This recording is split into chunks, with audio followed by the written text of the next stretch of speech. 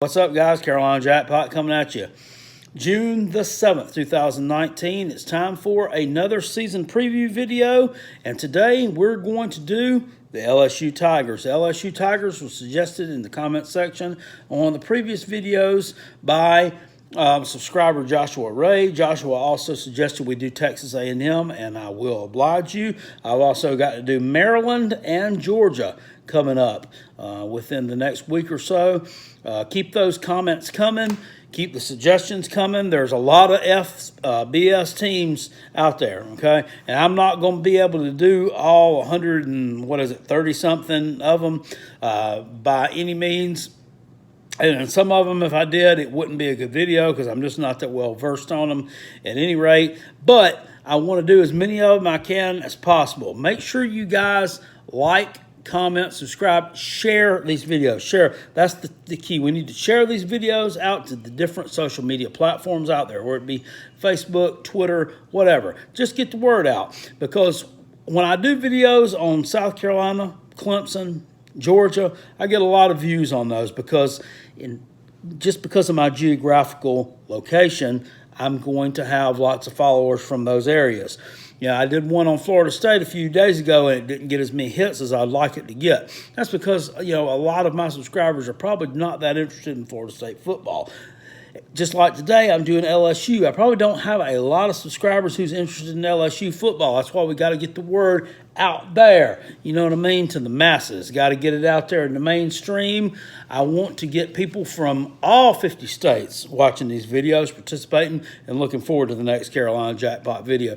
In the fall of the year, when the season actually gets started and I do the picks against the spread, tremendous support for those videos. Get a ton of click-through, a ton of likes, a ton of comments, and a ton of people watching them. They like that because, let's just face it, they all like gambling. You know what I'm saying? They all like gambling. They all like looking at spreads. They all like that stuff. They don't all like Florida State football. They don't all like LSU football. But there's a lot of people out there who do like LSU football. There's a lot of people out there who do like Florida State football. So let's get these videos out there and get the word out about Carolina Jackpot. At any rate, let's jump into 2019.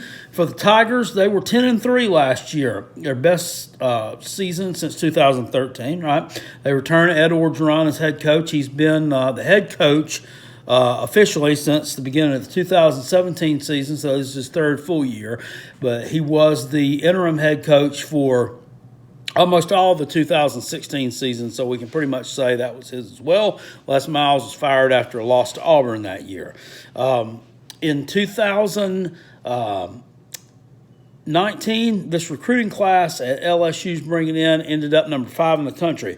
Pretty good for them, pretty good. They're used to having a top 10 to top 5 recruiting class every year. In 2018, they were down to number 15. They signed a few less guys that year, so that may have factored into that just a bit, but still, not good for LSU. That wasn't the kind of number that they usually get. One of the headliners of that class that they signed in 2019 as a player, I think is going to have a huge impact for them this year, and that's John Emery Jr. He was the number 2 running back in the country. He's a Louisiana kid. He was one that was committed to UGA, and then he decommitted and ended up going to LSU. He decommitted from Georgia, so he says, because of the depth chart. And, I can believe that. Georgia stacked at running back, and LSU, is a team that always relies heavily on the run game. They're always known for being big and being physical. They're known for being well-conditioned. I think a lot of that has to do with just the fact of the area of the country that they play in. It's hot, but it's a different kind of hot. It's, extremely humid down there, and these guys are just going to be able to withstand a little bit more than your normal college football player that's, in a cream of wheater state like Illinois or, an Indiana or somewhere like that. These guys are in shape. The offensive line, defensive lines are always huge, massive, just flesh-eating animals. That's all I can say about what the type player that is. They're known for being physical. Joe Burrow returns at quarterback for LSU this year. Last year, 2,894 yards, 16 TDs, and 5 picks. I didn't know that he threw for quite that many yards, but I guess he did. He also ran for 399 yards. He's gotten, kind of accustomed to the run-pass option type of scheme that they're trying to run down there. The biggest thing Orgeron may have done for his offense is to add Joe Brady, who was, an assistant type with the New Orleans Saints. He's coming in to coach the wide receivers and be the passing game coordinator. Now, this guy, he's kind of young. He played college football at William & Mary. He's done some stints at a few schools as a assistant. Most recent, before his last job at New Orleans, he was a graduate assistant under Joe Moorhead, who was the offensive coordinator at Penn State under James Franklin. Joe Moorhead's the head coach at Mississippi State now. So that's looking good for them there. I think that Joe Brady's hiring is really going to put a spark behind this offense that they got. They're bringing Clyde Edwards-Helaire back, 658 yards last year and 7 touchdowns. He was the backup to Nick Brossette last year, who rushed for a little bit over 1,000 yards. Okay, Brossette kind of came out of nowhere, and Edwards-Helaire kind of came out of nowhere as well. I think Emory is the highest-rated back that they've signed there since Leonard Fournette. They had Darius Geist a couple years ago too, and he kind of came out of nowhere as well. It's like these guys just keep on. It's just the system. I mean, they're system backs that just keep producing. But I think Emory is that special talent that's really going to help them out. What's the key thing on that offense for LSU? They got 4 returning starters on the line. That's huge. That is huge for them. And I think that they are going to put a lot of points on the board this year and chew up a lot of clock. They were ranked number 9 in the SEC last year in offense. I definitely look for those numbers to improve this year. They're ranked number 70 in the country in finishing drives. That's pretty poor. That's one of those little stats that people don't look at a lot. On defense, they're returning 8 starters from last year. Number 5 defense in the SEC, number 25 overall in the country. Defense has always been a strong suit at LSU, it seems like. They were number 1 in the SEC in turnover margin with plus 12, which is a key thing there. They're able to flip the field and give themselves good field position there. According to last year, they weren't able to finish drives on offense. This year, with a little bit extra coaching up from Joe Brady and these guys, a little bit more experience, another year under the belt for these guys like Edwards-Helaire, the new kid coming in, I think that they'll really, really, really move the needle there. On defense, you're returning Grant Delpit at strong safety, 5 sacks last year, 5 INTs as well. He's on a lot of people's All-America list. This guy can really do it all. You're bringing in a highly touted cornerback, Derek Stingley Jr. And the secondary, you got to replace Devin White at linebacker, but you got your second leading tackler, Jacob Phillips, coming back, and Michael Divinity Jr. I really don't think you guys are going to miss a beat there after practice in the fall or the summer, whatever we want to call it, summer practice. I think that things will probably fall into place right there. The defensive line over there at LSU is led by defensive end Rashard Lewis and Glenn Logan, who's a senior. These guys are all huge. They're studs. They can move around. They're big bodies. And, this year, can they make it all come together? One of the keys that you are going to have to replace. A lot of people don't always look at this, but you got to look at it with LSU. They lost Cole Tracy. Cole Tracy was the all-time field goal leader in the NCAA. And you say, well, I never heard of him. Well, he was actually spent his senior year at LSU. He played for Assumption, I think, which is a college out of Massachusetts or Connecticut or one of those cold weather type states. But he hit a lot of field goals, a long field goals with these guys last year. He had a really, really accurate leg. He won the Auburn game for him, I think. They called him Mr. Automatic. And yet still, I looked today trying to do a little research on him, and it looks like he's trying to sign a free agent deal with the NFL. I mean, free agent. I mean, why? I mean, it seems like this guy would have been picked up immediately, but, it is what it is. It's one of those guys with one of those names. It just seems like he was there forever, but he was only there for 1 year. So let's get into the 2019 schedule for LSU and take a look at what we think will be predicted wins, predicted losses, and predicted toss-ups. Now, we're doing this a little bit different now. Carolina Jackpot's got a big board, and we're going to go to the big board with your schedule, and we're going to take a look at what y'all got coming up in 2019. Everybody's talking about, and then you got your gimme game in week 3 against Northwestern State, which is an FCS school out of their in the SWAC maybe or Southland Conference. Anyway, they're FCS, and that'll be an easy win for you guys. But your other games, we're going to talk about them a little bit. Georgia Southern, you open up with them at home. It's an interesting matchup. Georgia Southern, runs that triple option. They are losing a lot of players off that offense from last year, especially Wesley Fields was a 1,000-yard rusher. They finished 10-3 last year. Kind of surprising, but they do return triple option quarterback Shea Wertz, who's a 3-year starter. And this is not the type of team that LSU normally plays. They don't normally prepare for this. Clemson played Georgia Southern last year, and it was kind of a tough game for them. Clemson did dominate them on the scoreboard 38-7, but Clemson sees a team like this, or they saw an offense like this regularly when they played Georgia Tech. Georgia Tech's not running that anymore. LSU does not see this type of offense at all. In the end, obviously, I think that you guys are going to get the win here. Your depth and strength at the skill positions and really at all positions is just much greater than Georgia Southern. But I think they may give you a tough time for a little while in that game. Week number 2, you are on the road at Texas. This is a much talked about matchup. I would think that you're going to bring a lot of fans over there. It's a little bit of a difference from Baton Rouge over to Austin, Texas, but not so far that a lot of your fans won't make the trip over there. I would think you have a lot of fans in Texas anyway. You got to contain Sam Ehlinger. But the big thing that jumps out at me here for Texas is they're only returning 2 players on their defense. They are only returning 2 players on defense. Defense is not always a strong suit over there in the Big 12 anyway. I think in the end, LSU is going to impose their will on that Texas defensive line, and I think you're going to take the win here.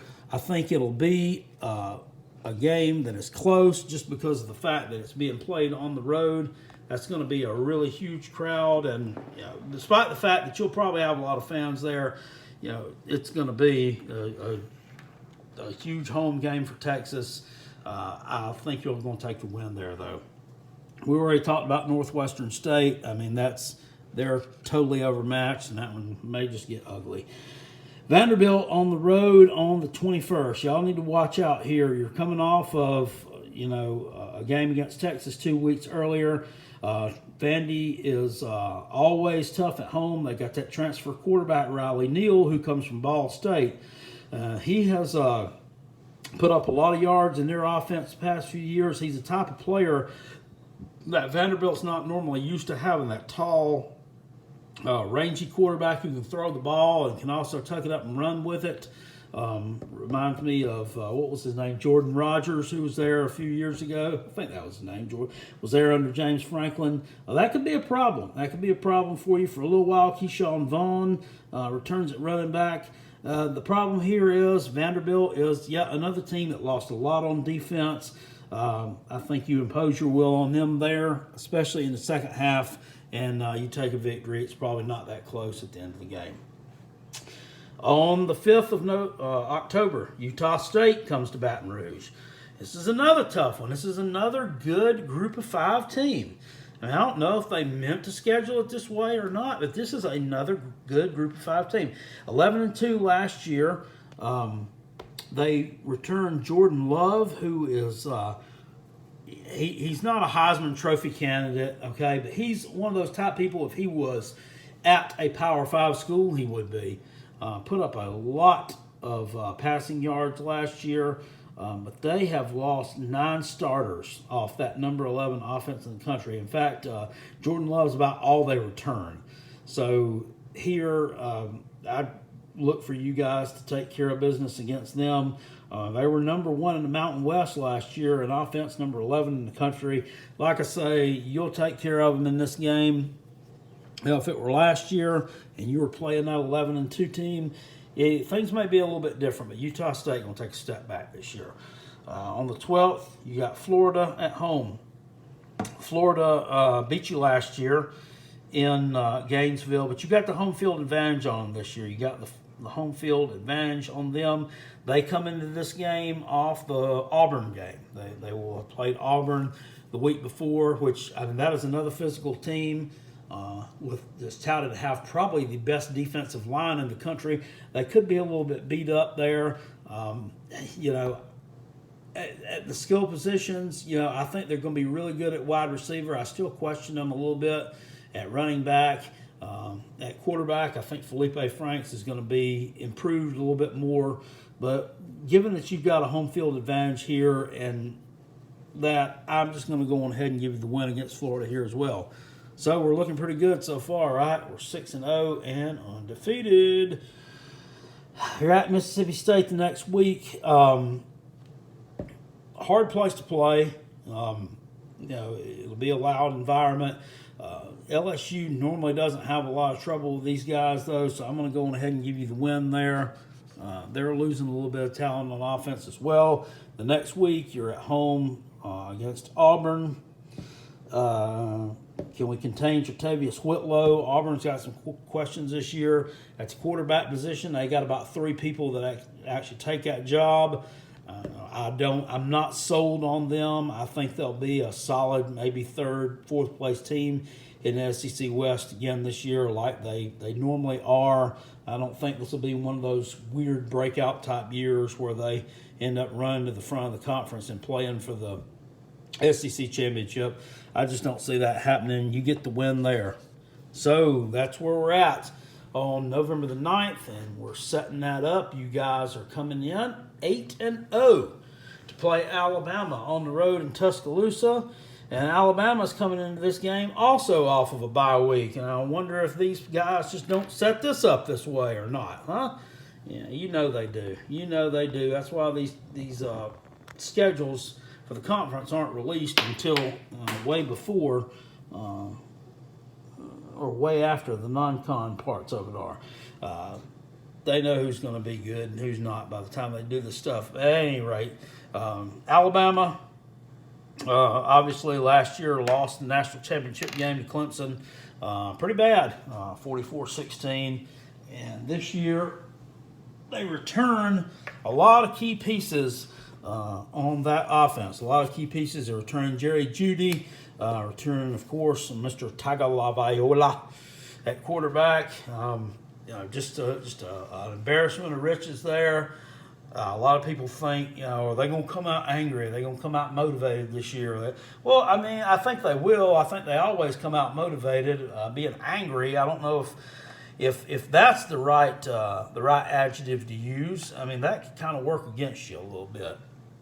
But you guys last won against Alabama in 2011. We're getting on up there. It's getting close to 10 years since you've actually beat these guys. You've lost to them 8 times since then. The last time you lost to them was actually in the BCS National Championship game in 2011. Well, it was actually in early 2012. You've been shut out 3 times in those 8 losses too. I look for y'all to make a much better showing here. You've really got to. This is where you got to up your game out. This is the difference between, winning the SEC West and contending for it. This is it. Or then the difference between going to Atlanta and not going to Atlanta. You have a much tougher road to hoe than Georgia does. You just do. Over in the SEC East, that's just apparent. You got to go through these guys. And, I would like to say that this game is going to be a toss-up. I really would, but, given what I've seen just on the field and between you two the past few years, I'm going to have to give you the loss there. I think you take your first loss there. against Alabama. Of course, for you guys, that would be, a huge, huge program building win if you want it. I'm just not going to be able to give it to you right now at this point in time just because of the history between the two and just what I've seen. Next week, you're on the road at Ole Miss. Ole Miss, of course, lost a lot in the receiving area, and they lost their quarterback, Jordan Ta'amu. They bring in Matt Corral, who was a really highly rated quarterback prospect at Florida. They transferred into Ole Miss. I think that he's going to be a downgrade from Ta'amu, but still coming off of that Alabama game. If you guys actually won that game, I mean, you'd have to watch out here because for the letdown against Ole Miss. And then if you lose this game, what's the mindset going to be with you guys after a loss? How are you going to be able to mentally deal with that? So at Ole Miss, you're better than Ole Miss. I mean, their defense is not good. I don't see, it was not last year or the year before, and I don't see any reason why it would be any better this year. But just be careful. We're going to give you the win there. Next week on the road, you're at home, at Baton Rouge. Let me get it out there, guy. Last year you were close. Y'all were close. They lost to you, but it was only 24-17. You were a much better team than Arkansas last year. I'm going to go ahead and give you the win here. I think you'll take care of business against this guys, although I do expect them to be much improved over what they were in 2018. There's really not any way that they couldn't, right? And the last game of the season, you are at home against Texas A&M. Of course, you all played a 7-overtime marathon last year to end the season at Kyle Field, which y'all ultimately lost. What was it, like 74-72? That's just insane and crazy. They will be coming into this game, I think, after playing Georgia. I think they play my Gamecocks on the 16th at home. The 23rd, I think they're going to travel to Georgia, and then they play you guys. I mean, that is a heck of a gauntlet for them to face right there at the end of the year with you guys. Georgia on the 23rd and you guys on the 30th. I think they're going to be beat up. I'm not that high on Texas A&M to begin with. More on that when I do their video, but I'm going to give you guys the win there. All right, so that's how it stacks up. And that leaves us at 11-1. That leaves us at 11-1. I think that is doable. And LSU, you've been a team that's kind of underwhelmed a little bit. Not really so much last year, but in 2016, 17, even back to 2015, you kind of failed to live up to expectations a little bit. This year, I'll look for a lot more from you guys. I'm thinking that you could be in Atlanta for the SEC championship game if you can take care of business against Alabama. That's what it's going to take. All right, guys, hope you enjoyed that video. I'll see y'all later. Carolina Jackpot, I'm out. Peace, and go Gamecocks.